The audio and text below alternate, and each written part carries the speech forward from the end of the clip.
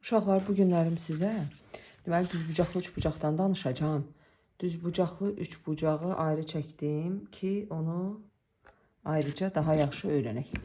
Deməli, üçbucağın bucaqlarından biri düz bucaq olarsa, belə üçbucaq düzbucaqlı üçbucaq adlanır. Uşaqlar, baxın. Düz bucaq əmələ gətirən, bax bu tərəflər, bura ilə bura. Bax bu tərəflər katetlərdir. Katet.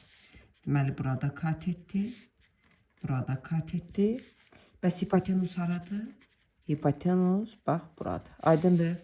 Düz bucaq qarşısındakı tərəf hipotenuz adlanır. Ümumiyyətlə, düz bucaqlı üçbucaqda bir bucaq düz, digərləri isə hər zaman iti bucaqlardır. Aydındır. Həmin iti bucaqların cəmi 90 dərəcədir. Yəni, alfa üstəgəl beta bərabərdir 90 dərəcəyə. Yaxşı, uşaqlar. Deməli, düzbucaqlı üçbucaqda ən böyük tərəf hər zaman hipotenuzdur. Pifagor teoremini deyirəm. Bax, düzbucaqlı üçbucaq. Yazıram bura C, A, B. Hipotenuzun kvadratı katetlərin kvadratları cəminə bərabərdir. Hipotenuzun kvadratı katetlərin kvadratları cəminə bərabərdir. Məsələn, bir düzbucaqlı üçbucaq götürürük. Bura tutaq ki, yazıram 8, bura x, bura 10. Necə tapıram? 10'un kvadratı bərabərdir. 8'in kvadratı üstəgəl x kvadrat. O da eləyir 100 bərabərdir. 64 üstəgəl x kvadrat. 36 bərabərdir x kvadrat. X də bərabərdir 6'ya. Aydındır. Sonra, məsələn, belə bir testlərdə düşür. Bax. Bax belə. Bax, bu 90 dərəcə. Tutaq ki, bura 8, bura 6, bura x, bura 5.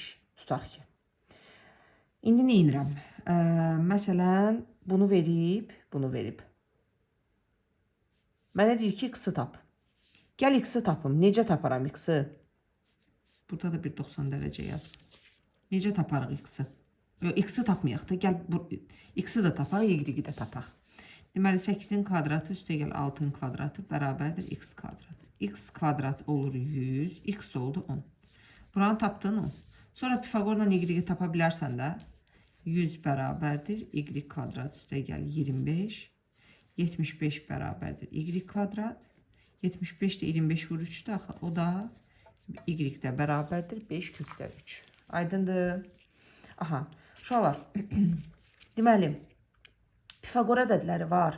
Pifagor ədədləri, yəni məsələn 6, 8, 10, sonra 5, 12, 13, sonra 8, 15, 17. Bunlar hamısı Pifagor ədədləridir.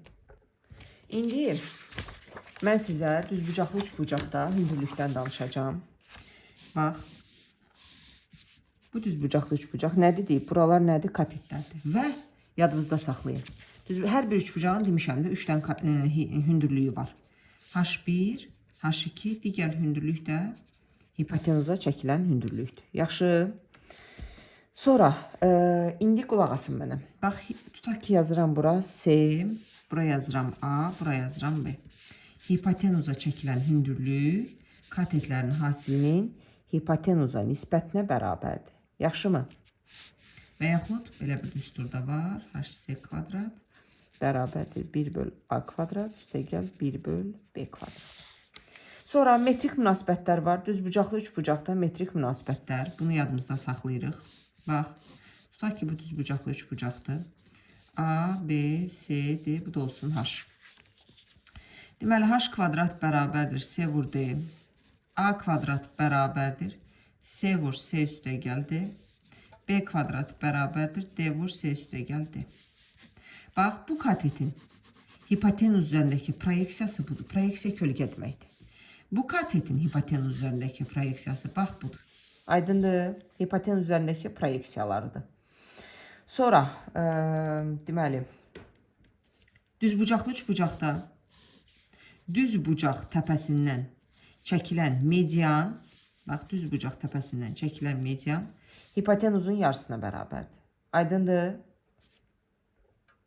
Deməli uşaqlar, düzbucaqlı, bərabər yanlı düzbucaqlı üçbucaqdan danışım.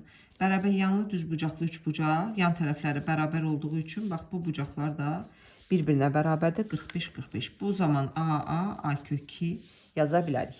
Sonra 30 dərəcəli qarşısındakı katet, bax 30 dərəcə bucaq qarşısındakı katet hipotenuzun yarısıdır. Məsələn, bura x-dir, bura 2x-dir. Bura 30-dursa, burada 60-dır da, düzdürmü? Onda bura olur x kökdə 3. Yaxşı. Daha sonra sizə nə etmədim? Məncə hər bir şeyi dedim. İndi bir dənə qaldı. Sinuslar teoremi, kosinuslar teoremi. Bir dənə onu da deyirəm. Gedirsiniz öyrənməyə. Baxın, əvvəlcə düzbucaqlı, üçbucaqlı metrik münasibətlərdən danışım. Sonra keçəcəm sinuslar, kosinuslara. Bax, bu düzbucaqlı, üçbucaqdır. Tutaq ki, yazıram C, A, B. Bura yazıram alfa.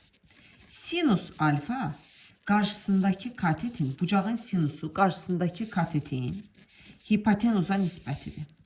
Bucağın kosinusu, bax kosinus, bitişik katetin hipotenuza nisbətidir.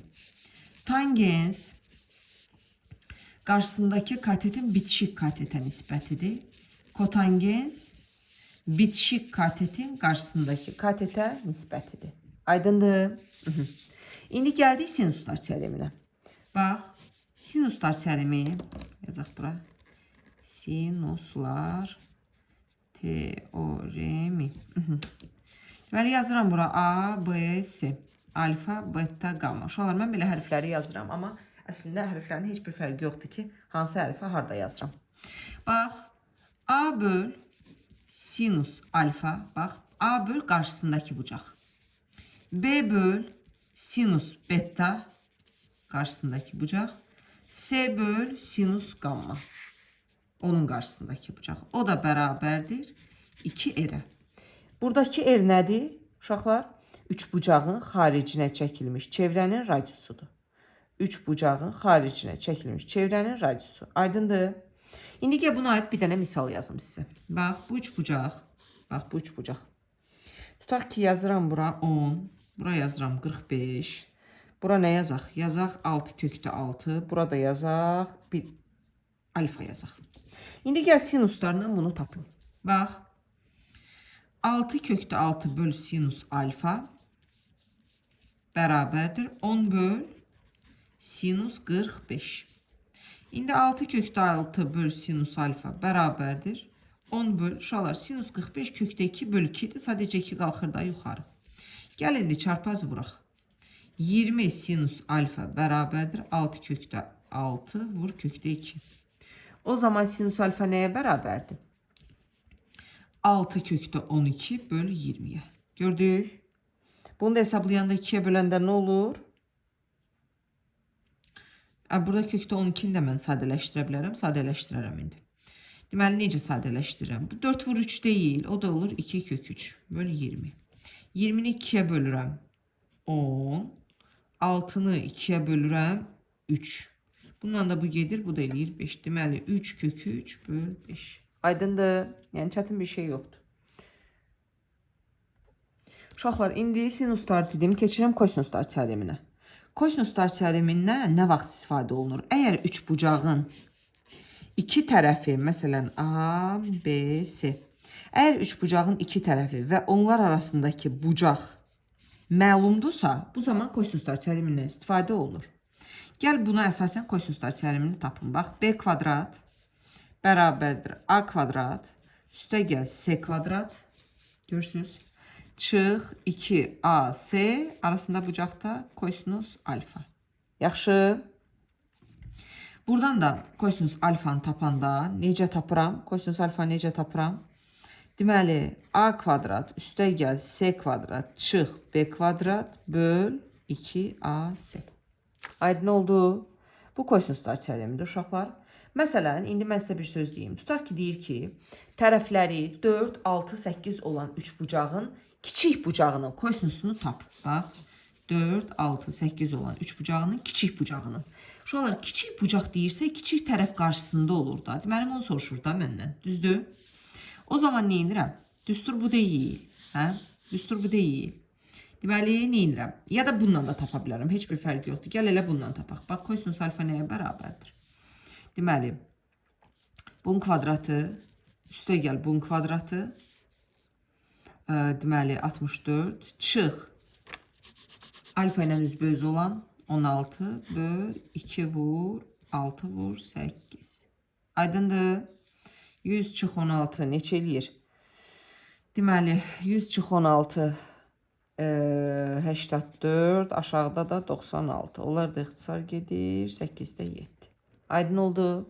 Bu da kosinuslar çərimi. Gedin qəşəng-qəşəng öyrənin.